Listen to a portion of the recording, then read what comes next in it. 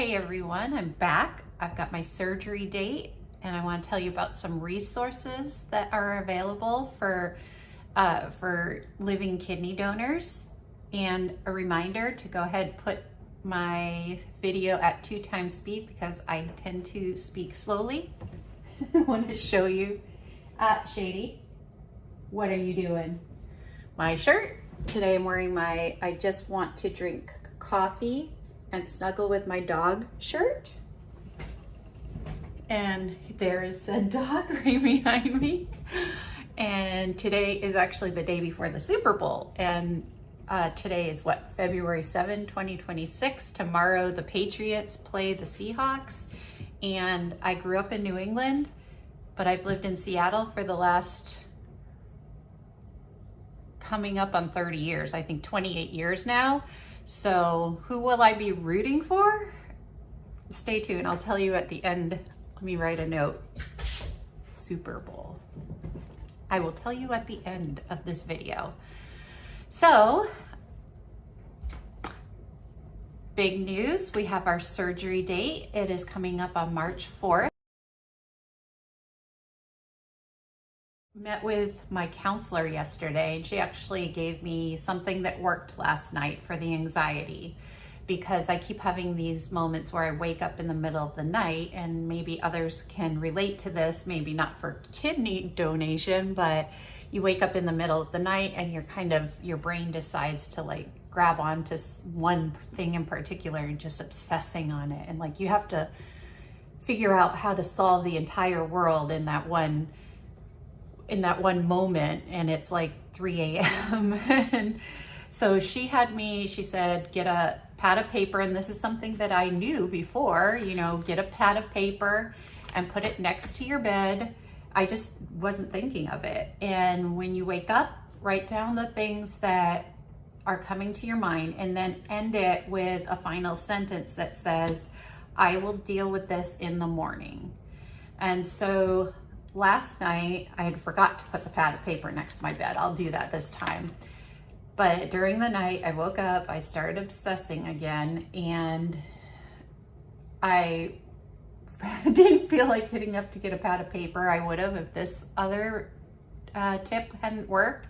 So I just started saying over and over again, I will deal with this in the morning. I will deal with this in the morning. I will deal with this in the morning, until I fell back asleep, and it actually worked for me, at least for last night. So that's a little tip that I feel like I picked up. Let's see how long it keeps working. So we've got our date. The other really cool thing I want to tell you about, that I found that I qualified for the National Living Donor Assistance Center. I'll put the link in the description, livingdonorassistance.org. It's a federal program, I believe, and it helps, it goes on, your recipient has to apply for it first, and because it goes based on their financial situation it's based on, but then you have to give your financials, like a copy of your taxes and your pay statements.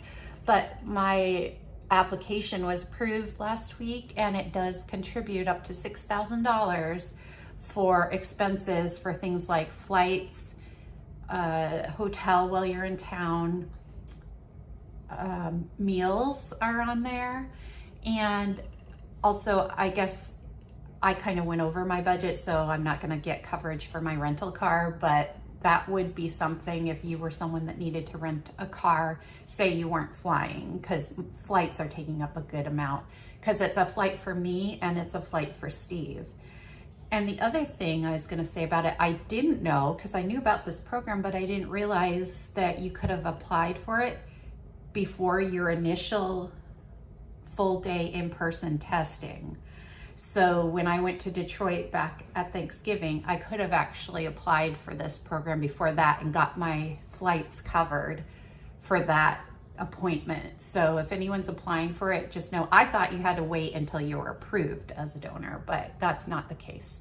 But you do have to apply through the social worker or your kidney transplant coordinator I tried doing it online, but it has to, which was good that I filled out paperwork, but it did have to eventually be like verified by the kidney donor center.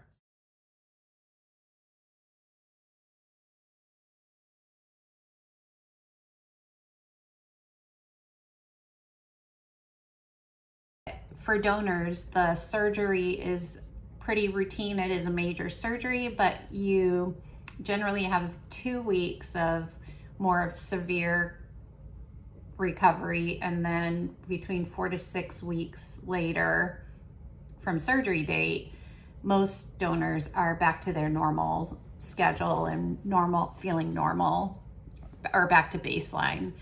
Now, there are people that have complications, and I do encourage anyone that's thinking about being a living donor to make sure you educate yourself so you are aware. There is a balance. I feel like I have read a lot of stories of the complications, and so I know it's a possibility. And when I went for my in-person testing, Henry Ford was really good about making sure that I knew what all the risks were. And they even quizzed me on, okay, now you tell me back, what did I tell you about what the risks of this surgery are? So there certainly are risks. And so the anxiety goes into leading up to surgery. The anxiety comes from not knowing, am I gonna be one of the majority of folks that go through and they have their recovery time and then they get back to baseline? Or am I going to be one of the smaller percentage of people, but very real, is people that have complications, and they can be severe, and some people will tell you that they've just never felt back to the same that they did before. So I am kind of curious about how it's going to feel. Like, will I even feel different from, I'll feel the incisions, but will I feel like less kidney is not there anymore? How's that gonna feel? So anyways, I just want to acknowledge that there are risks for living kidney donors, although I feel like initially they make it sound like it is gonna be a breeze. And for some people, it sounds like it really has been a breeze. And there's a lot of people that have had rather severe lifelong complications. So in that regards, I do acknowledge that I am fully aware of the risks that I'm taking. So that's about the anxiety, which brings me to my reason. What is my reason for doing this? And I think that it will help my anxiety to come back like to the heart of the reason why I'm doing this. So my brother John, as I said in video 1, is rather remarkable that my mother, when she read the book, hang on, I'm gonna look up what the book's name was. The Child That No One Wanted, or The Child That Nobody Wanted. I wonder which one it is. It says there's various authors. Anyways, my mom read this book, and this was back in the 80s. And she decided that she was inspired to put our family into the social working program to ask for adoption, and specifically ask to adopt a child with disabilities. And to me, that is just, I don't know what kind of person does that. And that's my mom for you, I guess. And it does give me a lot of respect, and thinking of what she had to go through and what she was signing up for of her own free will and choice to ask for a child with disabilities. Anyways, so we did adopt John, and he was 5 months old. He was flapping. He's like on the autism spectrum, and he couldn't hear, and so he would cry. Anyways, that's another story. And to follow that up, so in his adult life, eventually after services are in place and we got diagnosis Asperger's, and John is very independent, needs a little supervision in a few areas. Anyways, John came out to live with me in Washington State when we were in our 20s, and he lived with me in the most severe part of my alcoholism. People who know me know that I've been sober since 2009, and John was my roommate. And John was out here, he had a job, there was a lot of really good things going on for him, and I didn't realize that he was feeling the effects of watching me go through my alcoholism. And, you know, I would call him in the middle of the night, like, "Hey John, can you come walk me home from this bar? These ladies are threatening to beat me up because I was flirting with one of their biker boyfriends." And John would come at like 2 in the morning and come walk me home. And so it put him in thank goodness he doesn't really like to talk a lot, because he probably has a lot of stories. Johnny boy. Anyways, after I had got sober, there were changes at John's work. They ended up closing that business. And at that time, my parents had asked, "Hey, John, do you want to come back and live with us and see what openings, what new opportunities there are for you here?" That was, I think they were in Michigan or West Virginia when they moved. So John actually had the statement to say, "Yeah, I could move and explore opportunities over with you guys now, because I don't have to take care of and make sure for Marina. I don't have to watch out for her anymore." That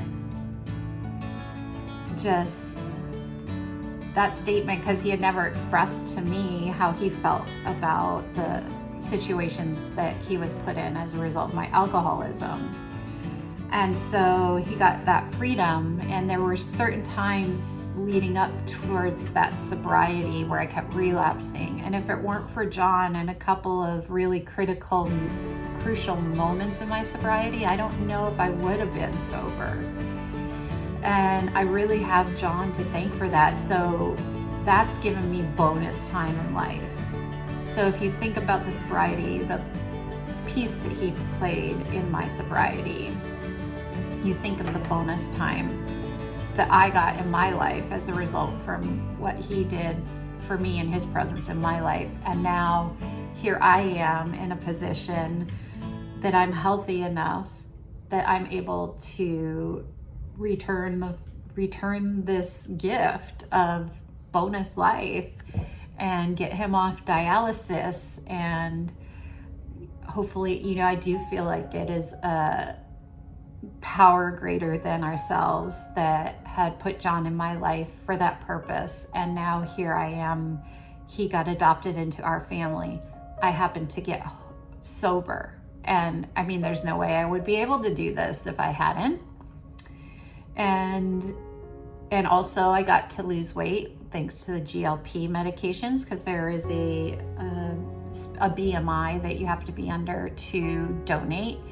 And so I had luckily been blessed to find out about that in May of 2024, and was able to lose a significant amount of weight due to how that medication helps you understand when you're full, feel full, because if you don't feel full, you don't stop eating. So that's the biggest thing for this medication to me. It fixed the brain to stomach communication loop, like you're full, you don't have to keep eating. Anyways, that's a whole other story. I have so many, different stories here. This is a much longer video. All to just say that I feel this is divinely led. I feel this is where I'm meant to be. Here I am. I'm able to work part-time. I'm able to work remotely. My organization that I work for, Total Living Concept, is just amazing and supportive. And I don't have children, so I don't have to think about making arrangements of who's going to take care of the kids while I'm under surgery. I just feel like my life has led me right here for this moment. This is meant to be. And even if there's complications for myself, for John, we'll face that as they come. And I have no second thoughts. So when I get anxiety, I'm gonna reach into my reason for doing this. And that helps my anxiety, and it does, plug me into that power greater than myself leading me on this path. Having said all that, I'm at the end, so I will reveal who I am going to be rooting for in the Super Bowl. I will be rooting for, drum roll, sorry Corey, I am a traitor. I'm going to be rooting for the Seahawks. Go Seahawks. Sorry New England. Go Seahawks. Okay, take care.